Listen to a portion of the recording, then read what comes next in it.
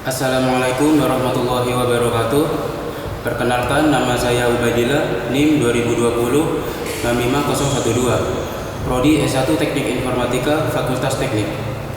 Di sini saya akan menjelaskan materi mata kuliah agama Islam bab 5, yaitu bagaimana membangun paradigma Qur'ani secara resum.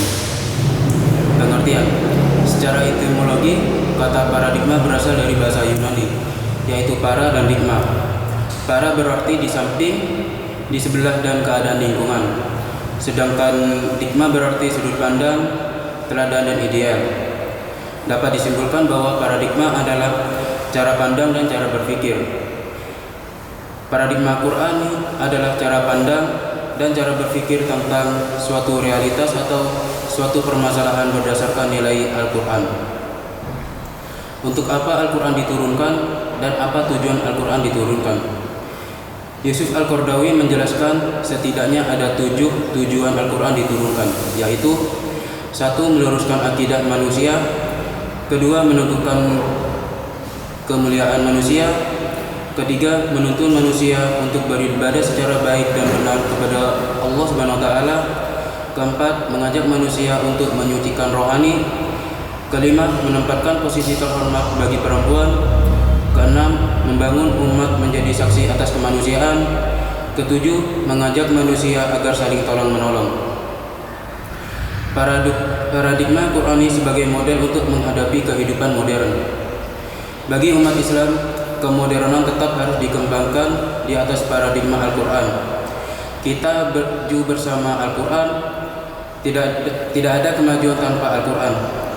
Al-Quran bukan hanya sebagai sumber inspirasi, melainkan sebagai landasan pedoman paradigma dalam mengarahkan kemodernan agar dapat menyejahterakan umat manusia baik di dunia maupun di akhirat. Imam Junaid Al-Baghdadi menyatakan, meskipun orang tahu segala sesuatu, tetapi jika dia tidak mengenal Allah Subhanahu wa taala sebagai Tuhannya, maka identik dengan tidak tahu sama sekali. Landasan iptek adalah ma'rifatullah, dan Al-Quran adalah paradigma untuk pengembangan iptek.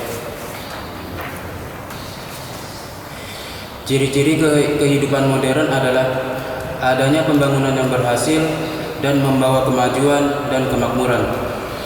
Tolak ukur pembangunan yang berhasil adalah sebagai berikut. Yang pertama, tingkat produksi dan pendapatan lebih tinggi. Kedua, kemajuan dalam pemerintahan yang demokratis dan tanggap terhadap kebutuhan dan kehendak rakyat. Ketiga, pertumbuhan hubungan sosial yang demokratis seperti kebebasan berpendapat yang luas serta kesempatan untuk pengembangan diri. Keempat, tidak mudah terkena paham komunisme. Dalam paradigma pendidikan Islam disebutkan bahwa istilah pendidikan Islam mencakup beragam pengertian, seperti al-tarbiyah al-diniyah atau pendidikan keagamaan, taklim al-din, pengajaran agama, tarbiyah al-muslimin, pendidikan orang-orang Islam, al-tarbiyah inda al-muslimin, pendidikan di kalangan orang-orang muslim, serta al-tarbiyah al-islamiyah, pendidikan islami. Paradigma Al-Quran sebagai pendidikan Islam. Dalam konteks pengembangan pendidikan Islam dengan semangat menggabungkan ilmu umum dan ilmu agama, sebagaimana sekarang telah menjadi tren di kalangan sekolah maupun perguruan tinggi Islami. Al-Quran sebagai sumber pemikiran Islam sangat banyak, memberikan pencerahan yang perlu dikembangkan baik secara filosofis maupun ilmiah. Al-Quran merupakan salah satu sumber pendidikan Islam di samping as-sunnah, kata-kata sahabat atau mazhab sahabi, kemaslahatan umat, tradisi atau kebiasaan masyarakat atau uruf, dan hasil pemikiran para ahli atau ijtihad. Al-Quran dijadikan sebagai sumber pendidikan Islam yang pertama dan utama karena Al-Quran memiliki nilai absolut atau benar yang diturunkan oleh Allah Subhanahu wa taala.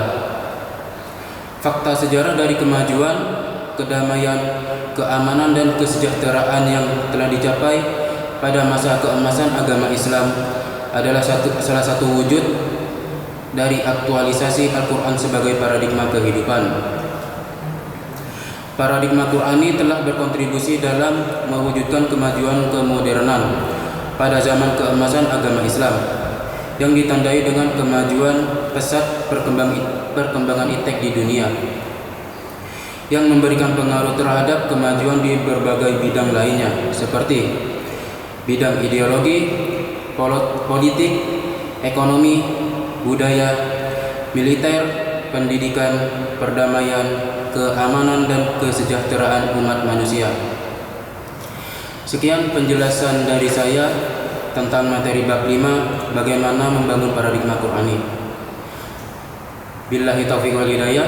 Wassalamualaikum warahmatullahi wabarakatuh.